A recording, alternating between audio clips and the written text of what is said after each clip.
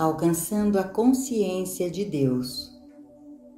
Todo o segredo está em atingir a consciência real, o sentimento real da presença de Deus.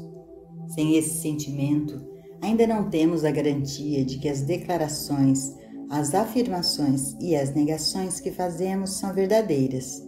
Você não pode combater o erro depois de saber que Deus é a única realidade do ser.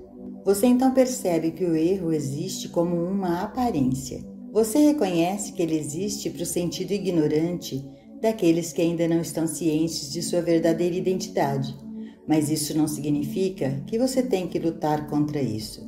Isso significa que você deve se sentar em paz e perceber o nada que isso é.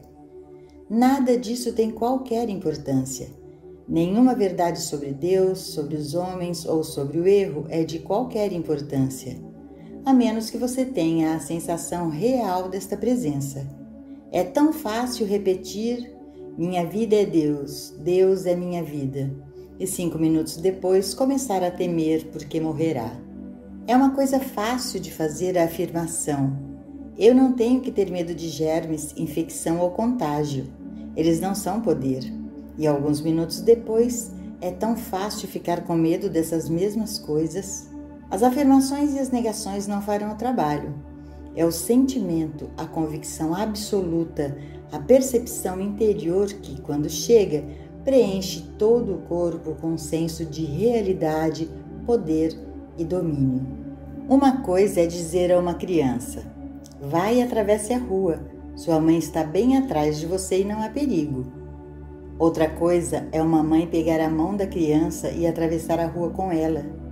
No primeiro caso, a criança pode ou não acreditar que não há perigo, ou pode acreditar e ainda ter medo. Mas uma vez que ele sente a mão da sua mãe, todo o medo se vai. Isso é o que estou tentando trazer. É fácil dizer: Deus está com você, embora você faça sua cama no inferno. Mas não há poder nas palavras, até que você realmente tenha sentido a presença de Deus quando você está andando na rua ou indo a um hospital para ajudar alguém. Suas palavras devem ser sentidas, realizadas em Deus. Certamente não há presença ou poder à parte de Deus, e nossa segurança vem quando sentimos isso. Mais e mais pessoas perguntam: você acredita em Deus? Certamente nós acreditamos em Deus. Mas em que nós acreditamos? Sentir Deus, tocar Deus, alcançar a realidade de Deus, não é mais acreditar em Deus. Isto é a experiência de Deus. Quanto mais você sentir isso, menos poderá falar sobre Deus. Nós falamos sobre Ele quando deveríamos ser capazes de olhar para cima e vê-lo. E se pudéssemos, ninguém teria que falar sobre isso. Deveria ser assim com todos nós. Devemos ser capazes de vê-lo e senti-lo, se não com os olhos, pelo menos com o nosso sentido interior, nossa intuição. Deus é realidade. Na cura ou no ensino, com um paciente sentado diante de você, é inútil fazer declarações ou recitar citações da verdade, com o propósito de preencher ou satisfazer o seu pensamento. No ensino, é inútil memorizar muitas coisas dos livros e depois ir adiante de uma audiência e recitar coisas das quais você não sabe nada, coisas que não fazem parte de sua consciência. Essas declarações não são poder. Eles são nada mais do que as palavras que saem da garganta humana.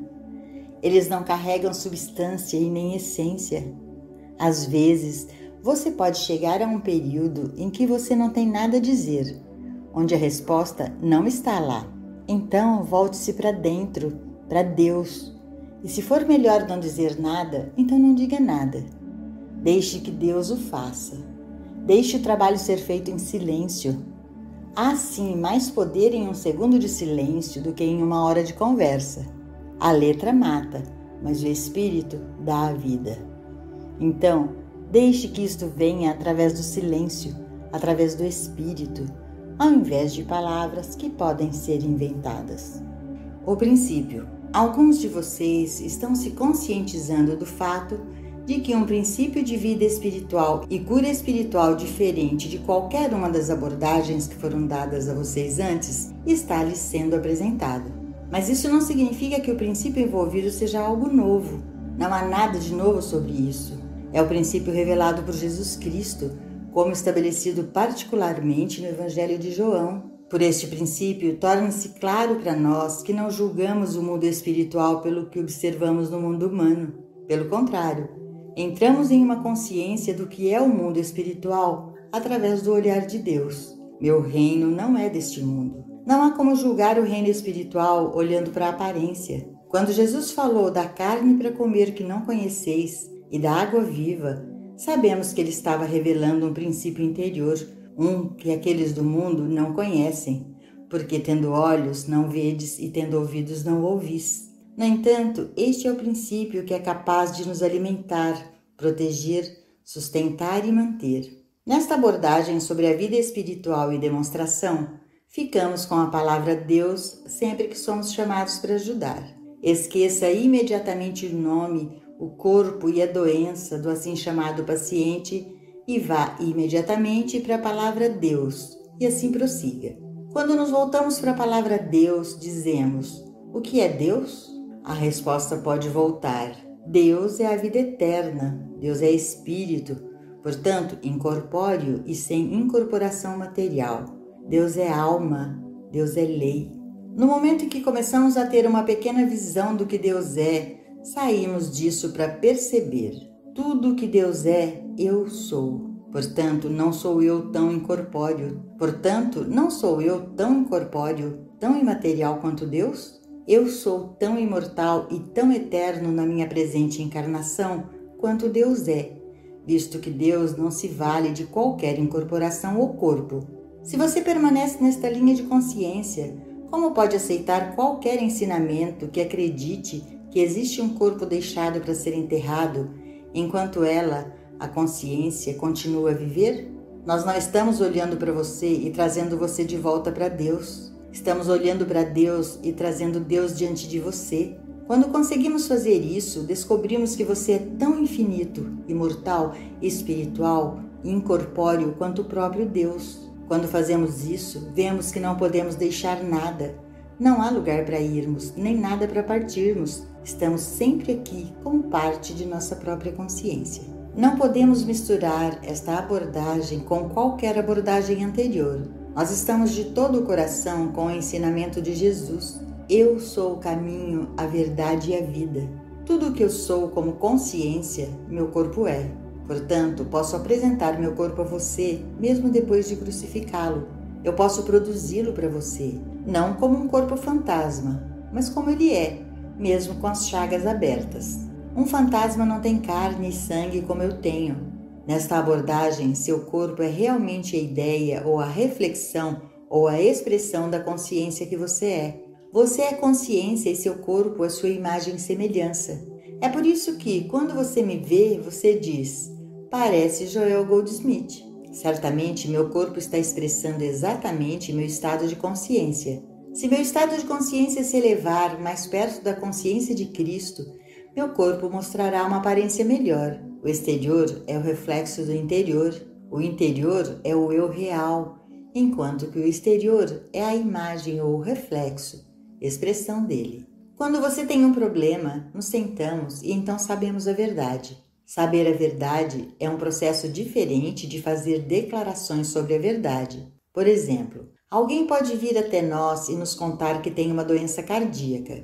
Nossa resposta é: tudo bem, qual é a verdade sobre essa situação? Qual é a dificuldade com a qual estamos lidando? Então, começando com Deus, percebemos: Deus é vida eterna, espírito incorpóreo. Na consciência, não existe uma coisa como um corpo físico ou um órgão chamado coração. O que está aparecendo como um coração ou outro órgão é apenas o aspecto material ou mortal de alguma ideia ou atividade divina da vida, do próprio Deus. Deus é o princípio criativo do seu próprio ser, e este ser é tão espiritual quanto ele, e, portanto, toda formação, toda expressão deve ser tão espiritual quanto a mente que a concebe. Aquilo que a mente concebe nunca pode voltar-se e controlar a mente. Nenhuma formação de vida pode destruir a vida. Então, se o coração existe como uma ideia divina, criada por Deus através do instrumento da mente, como pode se virar e destruir a mente que fez isso? Sempre a ação, a jurisdição, a lei está na mente controlando o que quer que ela cause. Portanto, o coração não pode ser uma lei para Deus, para a mente, para a vida, para a consciência que o formou. Deus, a consciência do indivíduo, é a lei para sua criação. Isso inclui o corpo também, com seus órgãos e funções. Agora que nós reconhecemos essa verdade, nós nos sentamos em silêncio por um tempo e deixamos isso se firmar em nossa consciência, até sentirmos o clique da resposta. Esse é o nosso tratamento. Conhecer a verdade, sentindo esta unidade com Deus. Nós não afirmamos, o coração não faz isso ou o coração não pode fazer isso. Nós não fazemos um monte de declarações. Esquecemos a coisa toda, a menos que em 6 ou 20 horas depois não sintamos o benefício disso. Nesse caso, podemos nos sentar e perguntar: qual ponto da percepção eu perdi? Talvez nós passemos por um pequeno processo mental de percepção, de saber a verdade, mas depois deixamos isso em paz. Se você tentar misturar este ensinamento com os ensinamentos em que afirmação e negação são usados como agentes de cura, não vai funcionar. Não me entenda mal quando digo isso. Não estou a dizer que essas abordagens estão erradas e nunca digo, isto é melhor do que aquilo. Só isso eu digo.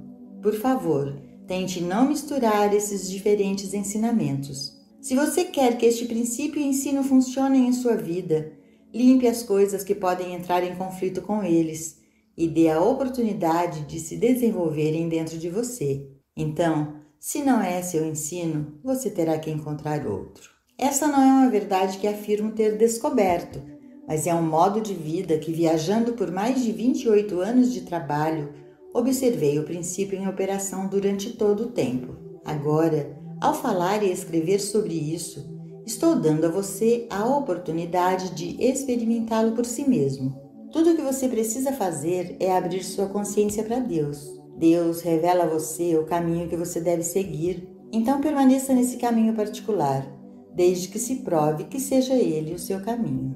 Em nossa abordagem, começamos com a palavra Deus. Tudo o que descobrimos que possa ser Deus e sua imagem e semelhança, ou a individualização de Deus como ser, nós reconhecemos isso. E então nós, em breve, começamos a entender o que somos, o que é a mente e qual é a expressão. Através disso, chegamos a compreender o que queremos dizer quando falamos de oração e tratamento. O procedimento que descrevi acima em relação à condição cardíaca foi um tratamento, mas sentar em silêncio e ouvir nos deu a consciência interior e a confiança interior.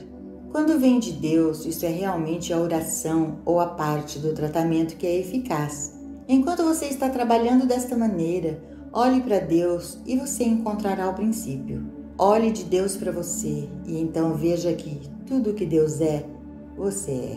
Integridade espiritual. Não pense por um momento que você pode ir longe nesse caminho e ainda levar uma vida completamente pessoal. Não pense nem por um momento que depois de ter tocado nesse caminho, você pode voltar a seus velhos modos de vida.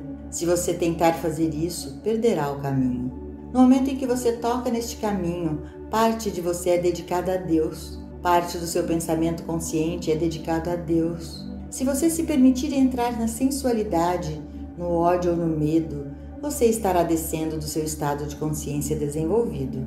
Você então viverá mais baixo do que o seu estado real de consciência. E viver abaixo do nível de sua própria consciência é um pecado contra o Espírito Santo. É característico da pessoa não saber nada sobre o Cristo ou o seu significado, satisfazer seu senso pessoal de ganância, amor, ódio ou medo. Ele pode ser perdoado por isso, se ele não sabe nada melhor. Mas no momento em que você percebe que o Cristo em você é uma influência como fermento para todo o mundo e não mantém essa luz em sua consciência e não vive de acordo com essa luz em seu próprio ser, então você deve colher o resultado. Em uma medida, todo mundo que segue esse caminho deve sentir-se chamado a viver em plano mais elevado de consciência do que tinha antes. Não pode permitir-se entrar no mesmo grau de ódio, medo, animosidade, ciúme ou infidelidade. Em um grau cada vez maior, deve-se verificar e lembrar: não, eu estou mantendo essa luz. Eu consegui um certo grau de iluminação e devo manter essa luz para o benefício do mundo e para mim. Eu não posso descer e satisfazer os instintos mais baixos da existência.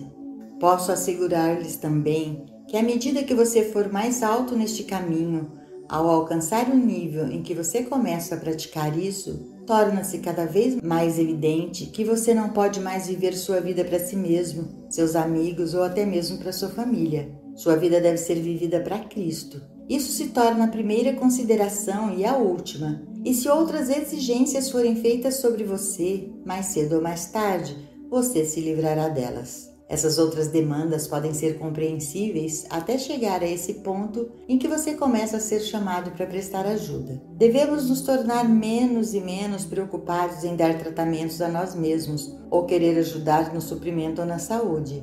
Se chegarmos a essa luz com clareza suficiente, nunca ficaremos sem suprimento ou saúde. Mas o erro está em levar em consideração as coisas deste mundo e tentar usar esta verdade para ganho pessoal. Ao chegarmos a este nível de desdobramento espiritual, deixamos que todas as coisas sejam adicionadas a nós. Nós não nos sentamos e fazemos trabalho mental para nós mesmos. Nós sentamos e conscientemente percebemos que esta luz é a luz do mundo. Nossa responsabilidade é viver tão perto quanto possível, de acordo com o nosso maior sentido de luz desdobrada. Nossa responsabilidade não é pensar em nós mesmos em termos pessoais, mas em termos de manter a integridade da mensagem e deixar que ela funcione. Pense, por exemplo, em dirigir-se a um grupo de empresários, contando-lhes o princípio que opera nos negócios, e depois ter esses homens descobrindo mais tarde que a pessoa que expôs tão claramente o princípio tenha enganado seu vizinho. Não funciona. Mesmo sem evidência concreta de desonestidade, os homens a quem você poderia falar sentiriam isso. Não se pode ficar de pé neste trabalho vivendo uma mentira e não ter isso refletido exteriormente em alguma forma. Inevitavelmente, tudo torna-se conhecido.